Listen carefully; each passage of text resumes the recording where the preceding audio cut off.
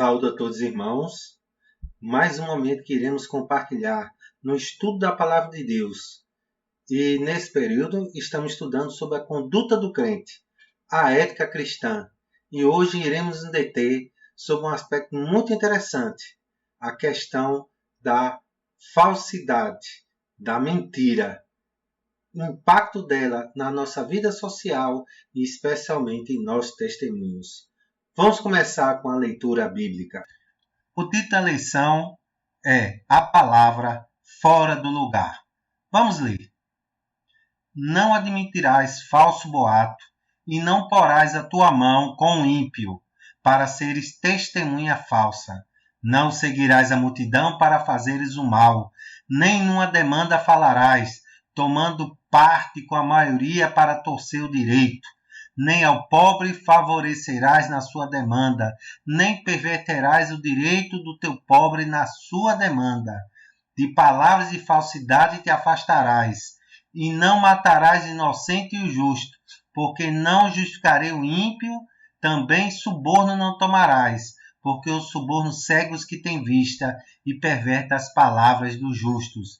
Êxodo, capítulo 23, versículos 1 a 3 e 6 a 8.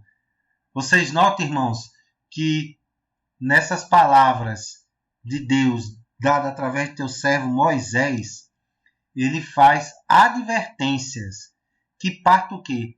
Da mentira. Ou seja, a pessoa não pode dar falso testemunho, mesmo que seja para agradar a todos. Aquela questão da pessoa ir de acordo com a corrente, ou seja, não deve seguir a multidão para fazer o mal. Mesmo para fazer um aparente bem, você não deve fazer o mal, como favorecer o pobre na sua demanda. Não é mentindo que você faz o bem. Não, ao mesmo tempo também você não pode fazer o contrário, é desfavorecer o direito do pobre na sua demanda ao mentir. Nós devemos estar totalmente afastados da falsidade. E nós não devemos matar o inocente e o justo, ou seja, não devemos prejudicá-los. Por quê? Deus não justificará o ímpio, quanto mais você. Também não devemos dar falso testemunho por ganho pessoal, suborno, porque o suborno cega os que têm vista. Querendo ou não, as palavras no livro de Êxodo, esse verdadeiro código de conduta social veio para combater males que atingiam aquela sociedade naquela época fortemente. Muito mais que hoje, porque nós temos ainda um sistema de direitos e deveres, mas naquela época não existia exatamente isso, em que o governante, na verdade, era Deus, e ele podia ser completamente movido pelos interesses, passar por cima de todo mundo. E mesmo assim nós tínhamos o quê? Falso testemunho, tínhamos também injustiças, suborno. Em outras palavras, irmão, este é o mal que caracteriza este mundo que jaz no maligno. E nós, como crentes, devemos fazer a diferença. Vamos ver o seguinte aspecto. Princípios. Vem da moral, né? Proposições fundamentais que orientam os valores morais que o indivíduo ou grupo voluntariamente considera relevantes para regular o comportamento do ser humano.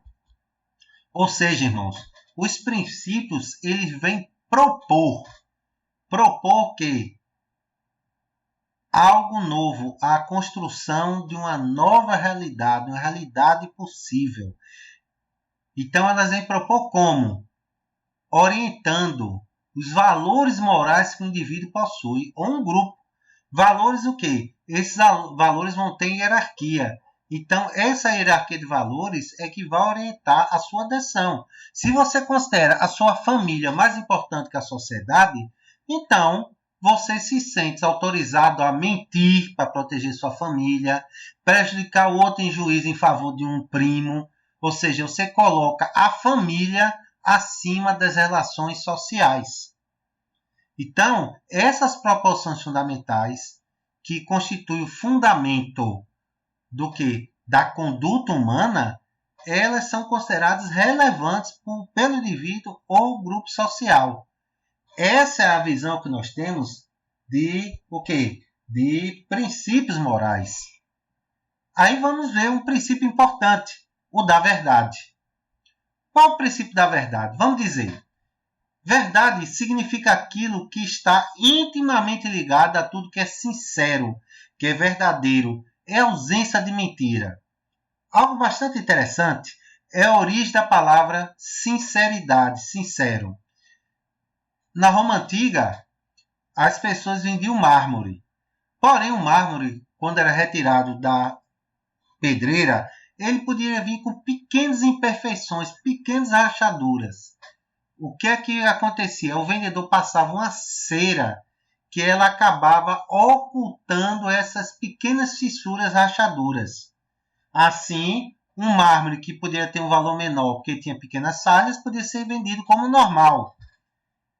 O pessoal, detectando esse problema, começou a fazer o seguinte: aquele mármore que não tinha cera, em latim, sincera, era um mármore mais confiável, porque o vendedor estava apresentando as suas qualidades, possíveis defeitos.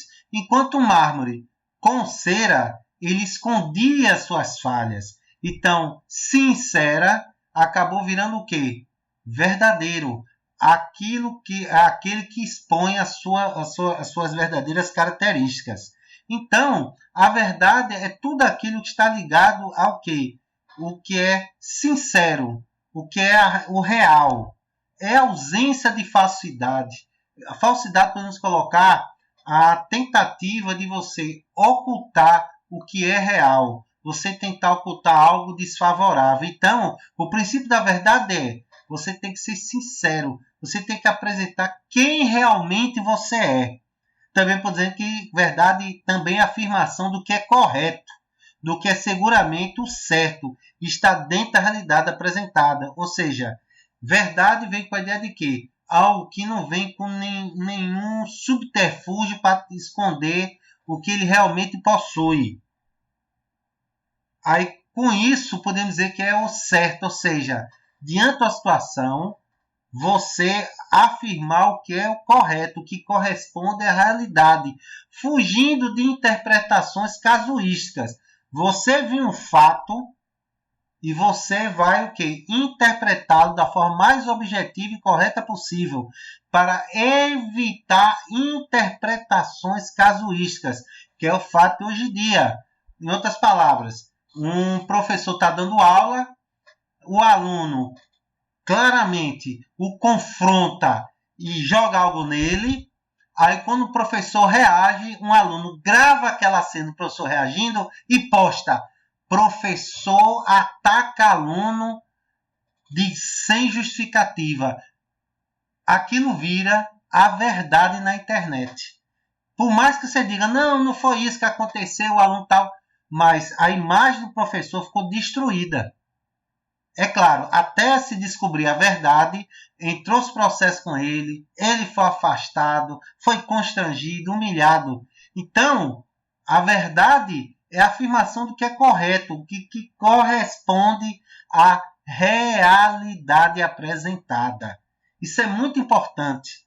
Nós devemos ser sinceros, não devemos de forma nenhuma utilizar um subterfúgio, um artifício para esconder quem nós realmente somos.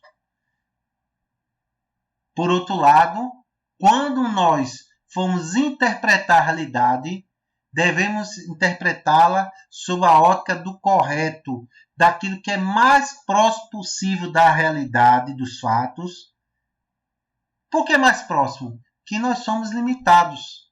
Podemos ter uma visão prejudicada. É nisso que nós pedimos a ajuda de Deus, para que assim, de acordo com a nossa visão errada, não porque nós queríamos, venhamos a prejudicar alguém. É você dizer: eu não vi, eu não reconheci, não testemunhei, não presenciei, eu não ouvi ele falar.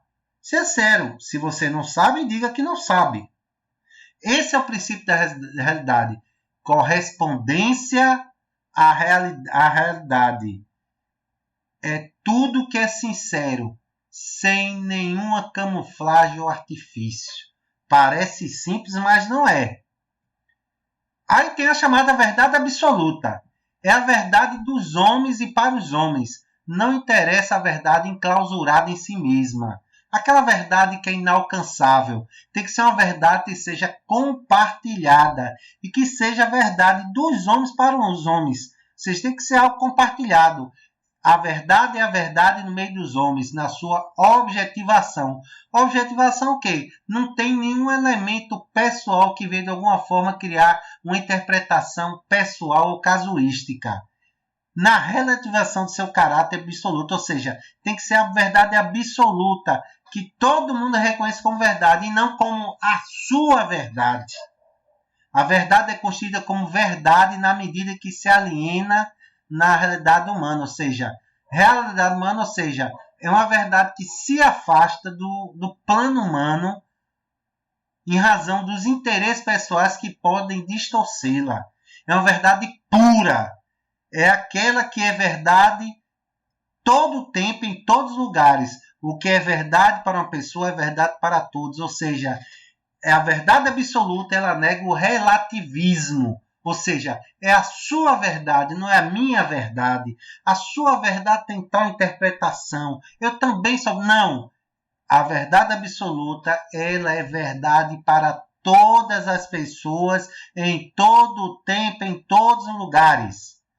O que é verdade para um é válido para todos. Por que eu estou dizendo isso? Quero não, a verdade absoluta está ligada a quem? A Deus. Deus é verdade absoluta e suas palavras são verdade absoluta, são válidas para todos os homens, em todos os tempos, em todos os lugares. Veja que a verdade absoluta é um extremo em relação à verdade. Porque a verdade pode ser a verdade de um grupo social, pode ser a verdade de um tempo, mas a verdade absoluta não. A verdade absoluta, ela é eterna. Vamos continuar. Aí tem a verdade humana. Disse-lhe, pois, Pilatos: logo, tu és rei? Jesus respondeu: tu dizes que eu sou rei. Eu para isso nasci e para isso vim ao mundo, a fim de dar testemunho da verdade. Todo aquele que é da verdade ouve minha voz. Disse-lhe Pilatos: que é a verdade? E dizendo isto, tornou a ir ter com os judeus e disse-lhes: não acho nele crime algum. João 18, 37, 38. Quer não, Pilatos, quando Cristo disse que ele veio para dar testemunho da verdade, e todo aquele que é da verdade ouve a voz, ou seja, aquelas pessoas que realmente se entregaram a Deus, fazem parte, compartilham a verdade absoluta que é Deus, e para eles Cristo veio, ou seja, para essas pessoas que ansiavam essa verdade. Pilatos fez uma pergunta que você pode extrapolar, que não era só estar perguntando que verdade é essa. A pergunta de Pôncio Pilatos é: o que é a verdade? É uma pergunta que muitos homens, ao longo dos tempos, têm feito. O que é verdadeiro? E principalmente, irmãos, nós que estamos em uma época em que a mídia apresenta a verdade entre aspas, a verdade que pode ser alterada, ainda mais pelo fato que a verdade, que é, nós podemos dizer, a realidade, ela é vista através de nossos sentidos, que são falhos, ou seja, se nós mesmos podemos nos induzir ao erro, quanto mais em uma sociedade tão fluida como a nossa, como disse o título do livro, que o que é sólido se desmancha no ar, que a nossa realidade se desmancha, o que era absoluto vira relativo, o que é relativo se desfaz em mentiras. Que é a verdade? Eu acho que é o grande problema do ser humano. Diante do fato que ele não consegue alcançar a verdade absoluta pelos seus próprios meios, ele acaba tornando-se uma pessoa cética, que não acredita em uma verdade absoluta e defende uma verdade pessoal.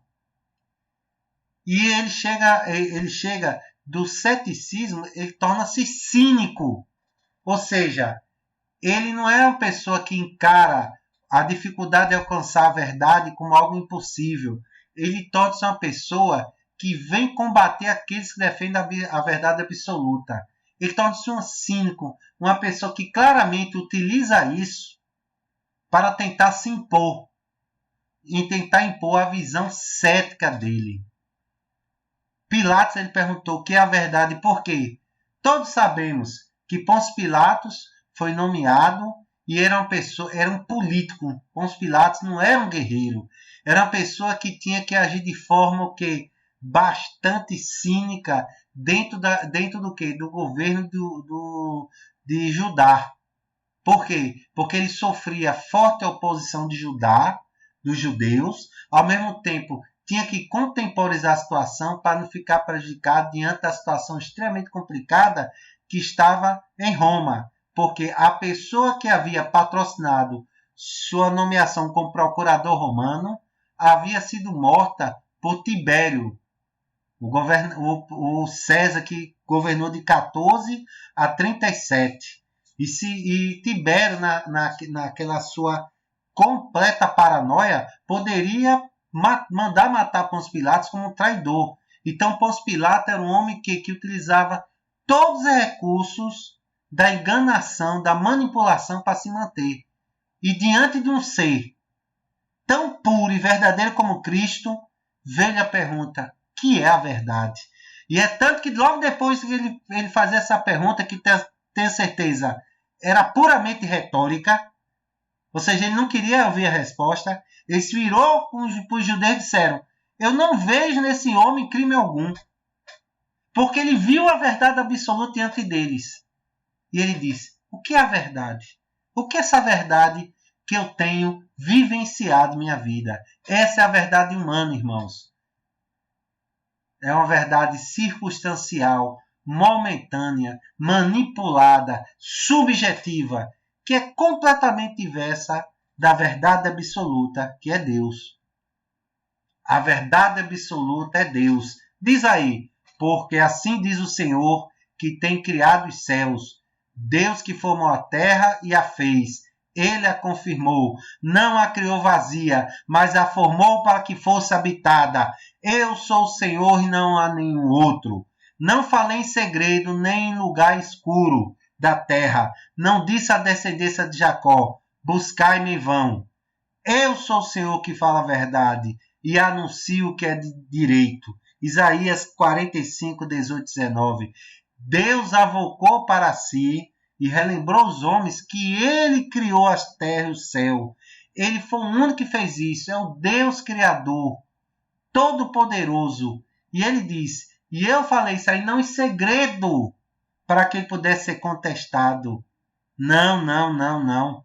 E ao mesmo tempo ele está acessível, porque ele não mentiu dizendo: buscai-me em vão. Não, ele é o Senhor que fala a verdade e anuncia que é de direito. Essa verdade absoluta, que é verdade para um homem e para todos os homens, em todo o tempo e em todo lugar. Essa verdade absoluta é Deus. É totalmente contrário àquela verdade humana que, quando confrontada com a verdade absoluta, que estava lá simbolizada na pessoa de Cristo em carne, fez Pôncio Pilatos inquirir sobre o que é a verdade. Vamos lá. É por causa que a fé e a verdade estão intrinsecamente ligados. Como diz Hebreus 11, capítulo 1. Ora, a fé é o fim e fundamento das coisas que se esperam e a prova das coisas que não se veem. Pensar o seguinte: em matemática nós temos a figura dos axiomas e postulados. Postulado é uma afirmação que você tem que provar. Então, o matemático vai lá e desenvolve a prova daquela afirmação. Pois bem, o axioma é uma verdade, é uma afirmação matemática que não exige prova, ela tem que ser aceita. Se você não aceitá-la, toda a construção do conhecimento matemático cai. É feito você dizer que o ponto não tem dimensão. Apesar que você vai dizer: não, se eu pegar uma régua e medir o ponto que agora fiz aqui no papel, ele tem uma dimensãozinha. Não, você assume que o ponto não tem dimensão. Ou seja, isso é um axioma. Em religião, os axiomas são chamados de dogmas, verdades absolutas que, no caso da Igreja Católica, foi destroçado. verdade absoluta não pode ser questionada. Não, nós encaramos os axiomas ou dogmas não que não pode ser questionado. É uma verdade que você tem que aceitar sem prova. E ela serve para quê? Para testar que realmente você possui fé. Você acredita sem limites naquilo que você professa. Em outras palavras, não é uma verdade imposta, feita a Igreja Católica, que impõe o dogma da virgindade eterna de Maria, o dogma de que Maria ela foi alçada aos céus, semelhante a Cristo, e está lá reinando junto com o Filho. Não. Isso é um dogma, se você não aceitar, complica, né? Não. Você tem que ser, você é expulso, é perseguido. Não. Nós acreditamos em dogmas que são verdades que devem ser aceitas. Se você, pela fé, se você não aceita, aí você realmente tem que ser questionado se realmente você é daquela denominação. Vamos parar para pensar, você realmente é daqui? Você tem que professar, é como se fosse o elemento mínimo de crença e conduta que o ser humano tem que ter para pertencer a uma fé religiosa. Pois bem, a fé e a verdade andam juntas.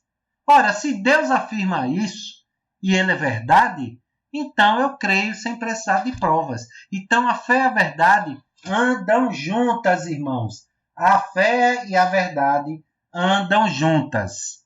Então, nós vamos ver agora o reverso, o contrário, o falso testemunho. Falso testemunho. Vamos ver agora no plano humano. Então Jezabel, sua mulher, lhe disse: Governas tu agora no reino de Israel? Levanta-te, come pão e alegre-se o teu coração. Eu te darei a vinha de Nabote, o jezreelita. Então escreveu cartas em nome de Acabe e as selou com seu sinete. E mandou as cartas aos anciãos e aos nobres que havia na sua cidade e habitavam com Nabote. E escreveu nas cartas dizendo: apregoar um jejum e ponde Nabote diante do povo.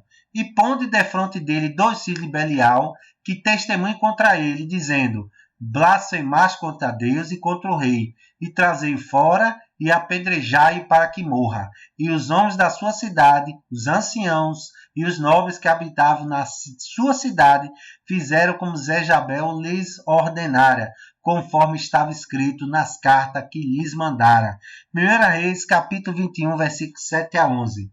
Quem não sabe, o reino do norte, o rei Acabe, tinha a sua mulher, que era Jezabel, e Acabe teve o desejo de ter uma vinha, que era de Nabote, ficava vizinha à sua propriedade. E ele queria que Nabote ou trocasse por outra vinha, ou que Nabote a vendesse, porque ele queria colocar uma horta lá, queria plantar outras coisas. E Nabote disse que eu não vou vender, nem vou ceder a propriedade de meus antepassados. Aí aconteceu que Acabe ficou prostrado, triste. Jezabel, vendo isso, ela não entendeu como é que o cara governa o país e permite que o homem se oponha. Ele diz assim: alegra-te, eu vou fazer o serviço que ela fez. O núcleo de tudo isso é que ela, nas cartas, ela diz que pôde defronte dele 2 filhos de Belial, outras palavras, 2 testemunhas falsas. No direito judaico, podemos assim, direito hebraico, tinha que ter pelo menos 2 testemunhas para que os fatos fossem confirmados. Pois bem, os poderosos da cidade pegaram 2 testemunhas e falaram: filhos de Belial, filhos do mal, que iam promover falso testemunho, e ali fizeram como foi dito, ou seja, que Nabote, querendo ou não, que ele blasfemou contra Deus, contra o rei, não era Deus, nosso Deus não, era o Baal, que era adorado lá no Reino do Norte. E aconteceu o quê? Que Nabote depois foi condenado, apedrejado, e a vinha de Nabote acabou vindo para as mãos de Acabe. Essa é a realidade, irmãos, do plano humano, em que testemunhas são compradas, testemunhas são pervertidas, a verdade é distorcida por interesses pessoais. Esse, irmãos, é o mundo que jaz no maligno. É o mundo do qual nós participamos, mas nós não pertencemos a eles, apenas estamos nele. Esse é o mundo dos homens. Mas mesmo esse mundo dos homens, ele promove uma proteção à realidade. Vamos lá. A proteção de verdade no mundo dos homens. Qual a razão dessa proteção? Porque se todo mundo começa a mentir, começa a deturpar a justiça, provoca caos social, desordem. Ou seja, se o cara, por exemplo, teve uma época que estavam vendendo feijão no latinho como feijão verde. O cara pintava o feijão e vendia como feijão verde. Quando a pessoa ia cozinhar, a tinta saía, que é anilina, não matava ninguém, a pessoa via que tinha feijão, outro tipo de feijão que não era verde. Era naquele feijão verde que estava caro. Aí o que aconteceu? Essas pessoas eram presas para serem constrangidas. Porque se todo mundo começar a vender algo falso que não corresponde à realidade, quebra-se a confiança, o elo que existe nas vendas. Isso prejudica o comércio e depõe contra a economia. Pessoas vão ser demitidas, que as empresas vão quebrar. Então, é necessário uma proteção da verdade, da confiança do consumidor nos produtos e serviços prestados. Então, a proteção da verdade é extremamente importante para preservar a ordem social e também da preservação da lealdade nas relações interpessoais. Ou seja, qualquer relação interpessoal pode ser dentro da família, fora da família, na sociedade. Se não houver um mínimo de lealdade, vai ficar complicado a gente andar nesse mundo. É como na época da antiguidade, em que tinha que ter um provador oficial da comida real. Por quê? Porque ela podia estar envenenada. É claro, às vezes o provador podia ser o quê? Subornado, dizer que a comida era boa, mas na verdade a comida estava envenenada. Então, irmãos, é uma relação de confiança que devemos ter, que nós devemos ter um para com os outros. É você entrar no ônibus e ter a confiança mínima que, de hora para outra, todo mundo vai se levantar para atacar você sem razão aparente. Essa é a grande questão. A confiança em relações é o cimento básico do quê? Da manutenção das relações interpessoais e também o quê? Para manter a ordem social. Nós vimos que em momentos de calamidades, catástrofes, toda a terra social se desmancha. E você descobre que irmão matando irmão, irmão perseguindo irmão. Como já dizia Hobbes, um filósofo contratualista do século XVI, o homem é o lobo do homem. Ou seja, o pior inimigo do homem é o próprio homem. Aí quais são as formas? Aí citei algumas aqui. A criminalização de certas práticas, como calúnia, difamação e injúria. Há uma diferença entre elas. Calúnia é quando você imputa a uma pessoa a prática de um delito. Você vai lá na delegacia ou você começa a colocar nas redes sociais que determinada pessoa ela furta objetos. Ela vende produtos adulterados. Você está imputando a ela o roubo de furto, estelionato. Difamação é quando você destrói a honra, a imagem que as pessoas têm de determinada pessoa. Você começa através de boatos, através de fofocas, espalha que determinado cara... Olha, você não imputa a ele um crime. Você diz, aquele cara é mentiroso. Olha, aquele cara trai a mulher. A traição não é crime. Mas você diz, você compararia algo de alguém que trai a própria mulher? Aquele cara ali, não vamos dizer assim, maltrata os filhos, mas ele simplesmente ele deixa os filhos de lado, ele é afastado dos filhos. Ou seja, imputa à pessoa uma conduta que socialmente ela é rejeitada, prejudica a imagem da pessoa diante dos outros. É diferente da injúria. A injúria é quando você insulta, xinga a pessoa diretamente. É que tem a questão do... Existe a diferença entre injúria racial e discriminação racial. Injúria racial é quando você fala para a pessoa palavras depreciativas. Como você chama assim, seu negro mentiroso, aí isso pode ser considerado uma injúria racial.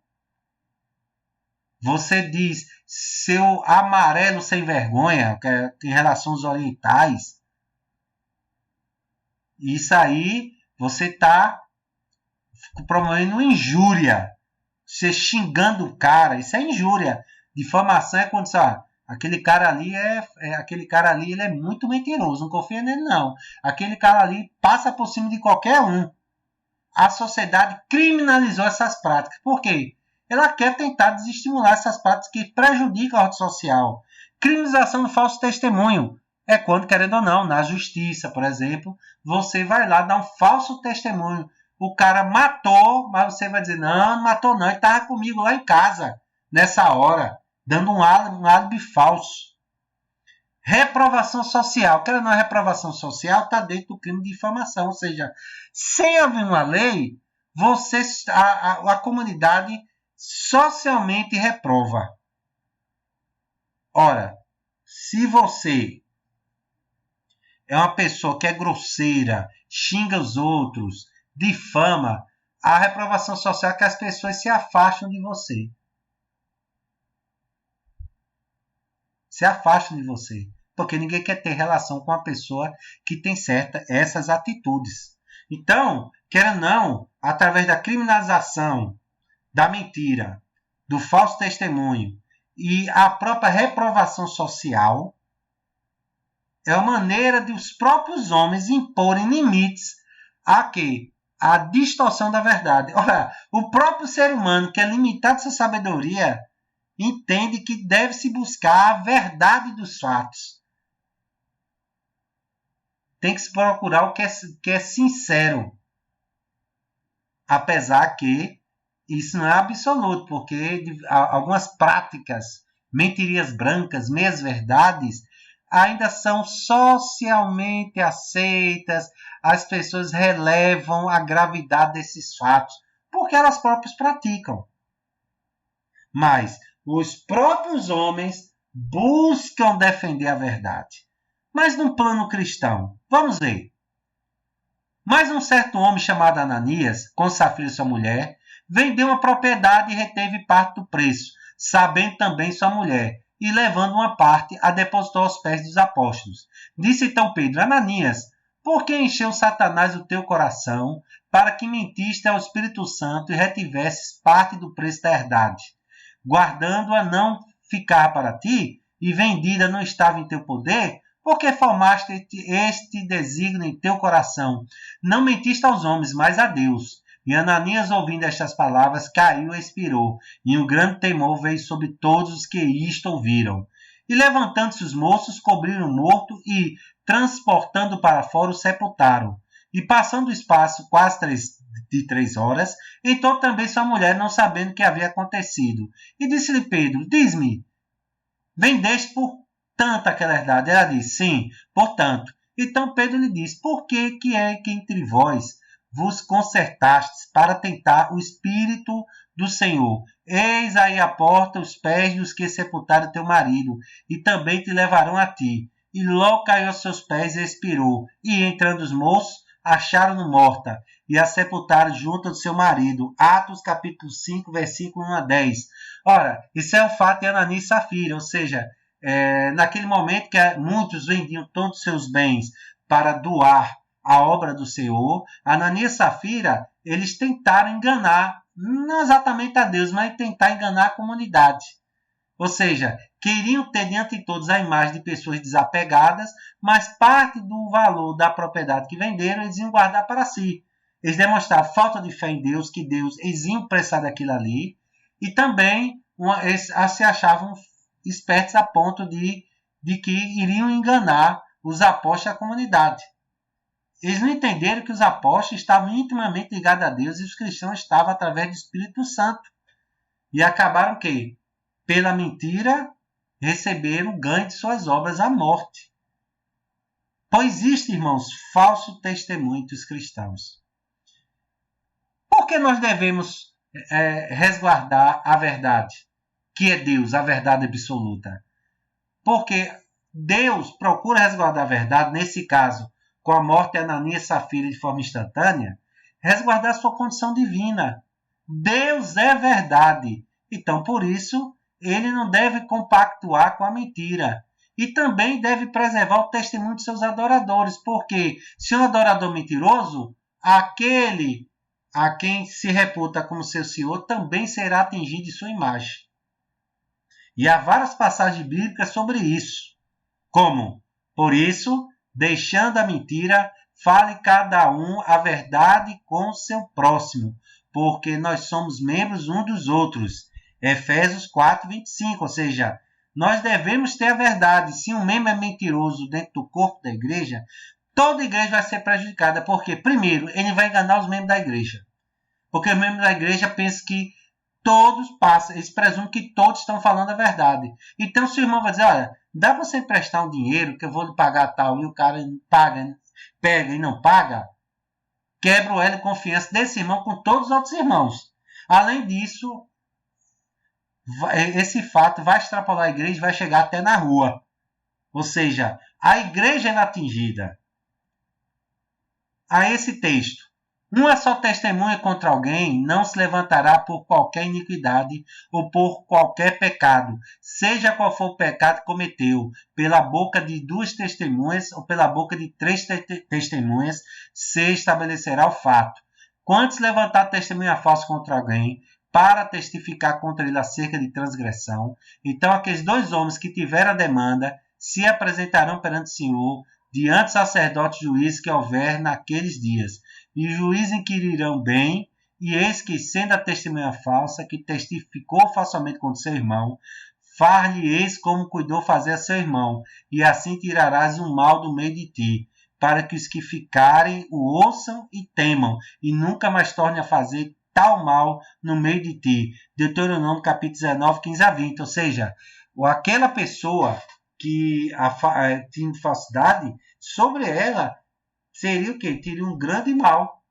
E seria um mal de tal forma exemplar que os outros da congregação iriam temer em novamente, de alguma forma, tentar replicar esse crime do falso testemunho. Ou seja, o que o cara do falso testemunho queria que fosse feito ao seu irmão, pois bem, sobre ele, sobre o falso testemunho, a pessoa do falso testemunho, esse mal cairá. Ou seja, se o cara está acusando o outro de ter provocado homicídio, ser um homicida, pois bem, a pena do homicídio vai cair sobre ele. Se ele queria a questão demandando em termos patrimoniais, pois bem, o dano que ele imputar ao outro vai ser imputado a ele. Aquela história de dente por dente, olho por olho, a lei de Italião, está aqui. Ou seja, Deus, ele já alertava. Primeiro, está vendo? Tem que ser no mínimo 2 testemunhas. E as pessoas serão bem queridas para descobrir aquele que dá falso testemunho. Cara, Deus vai estar orientando lá. E essa pessoa que for detectado falso testemunho, sobre ela cairia a pena que era desejável que fosse imputada ao terceiros. Então, irmãos, desde lá, Deuteronômio, desde o início do povo hebreu, quando era uma tribo que vagava no deserto, já se buscava o que? A proteção da verdade, porque Deus é verdade, verdade absoluta. Outro texto. Não mintais uns aos outros, uma vez que vos despiste do velho homem com os seus feitos e vos revestistes do novo homem que se refaz para o pleno conhecimento segundo a imagem daquele que o criou. Colossenses 3, 9 e 10. Em outras palavras, se você mente, dá falso testemunho, falta com a verdade, distorce a realidade, você está dando prova que o velho homem está em você. Você talvez esteja dando prova que, na verdade, você não caiu em tentação, mas na verdade você nunca foi realmente regenerado por Deus. Não porque Deus não tenha tentado, é que você se recusou. Foi o quê? Uma falsa conversão. É por causa que Cristo já disse, pelos frutos os conhecereis. Por mais que você se esforce dentro da igreja em querer dar um testemunho sem sinceridade, para enganar os outros, uma hora você se entrega. Não tem jeito, uma hora. Porque a contradição não é uma característica do cristão. Você vai se entregar, irmãos. Você vai se entregar, caluniador, mentiroso. Você vai se entregar. Você vai se entregar. Não que a igreja vai matar você, não que a igreja... Não, mas você vai ser compelido, trabalhado para a igreja. Aí vai chegar um ponto que ou você realmente reconhece que está errado e deixa que Deus trabalhe você, ou então, naturalmente, você vai sair do meio da igreja. Porque você não vai sentir-se bem. Porque o Espírito Santo vai constranger você, não para sair, mas vai estar constrangendo você tanto assim, eu vou me afastar do Espírito Santo, eu vou cair no maligno, vou cair no mundo. Porque Deus nunca leva ninguém para o mal, mas a pessoa se afasta de Deus. Outro texto. Se alguém diz eu amo a Deus e odeio seu irmão, é mentiroso. Pois quem não ama seu irmão, ao qual viu, como pode amar a Deus a quem não viu? E deles temos este mandamento. Quem ama a Deus, ame também o seu irmão. 1 João, capítulo 4, versículos 20 e 21. O que esse texto diz?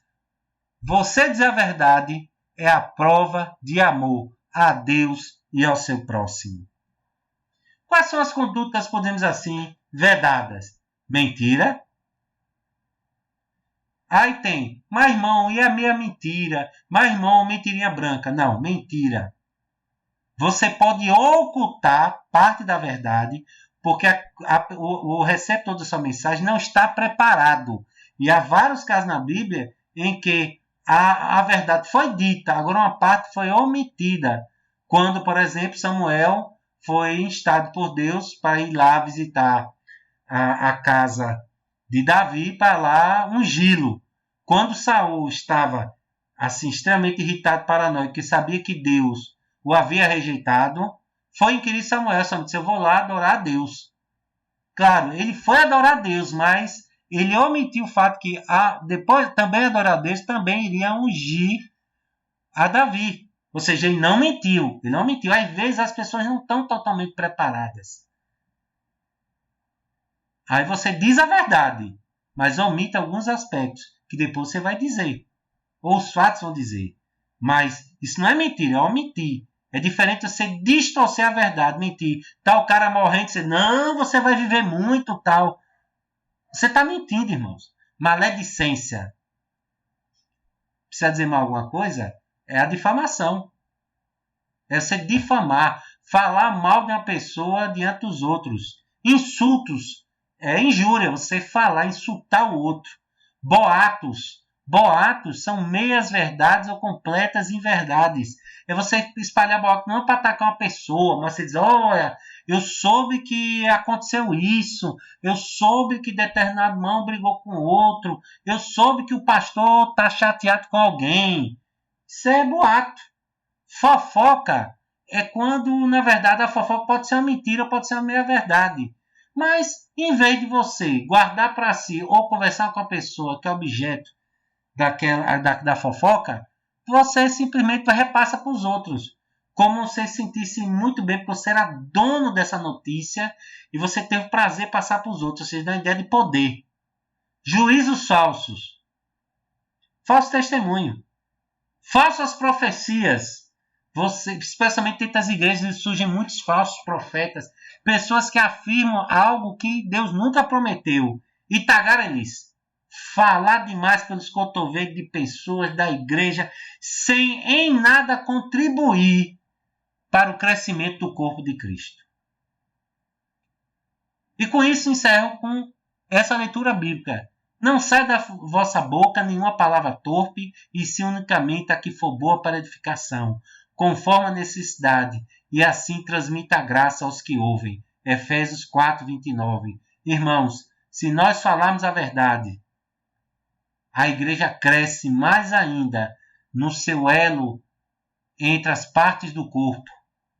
A igreja cresce diante daqueles que jazem no maligno no mundo. E assim a palavra de Deus vai ser aceita. E assim nós nunca ouviremos algumas palavras que eu já ouvi, como todo crente é canalha, porque topou com uma pessoa que se dizia cristão, mas na verdade era filho de Belial. Amém, irmãos?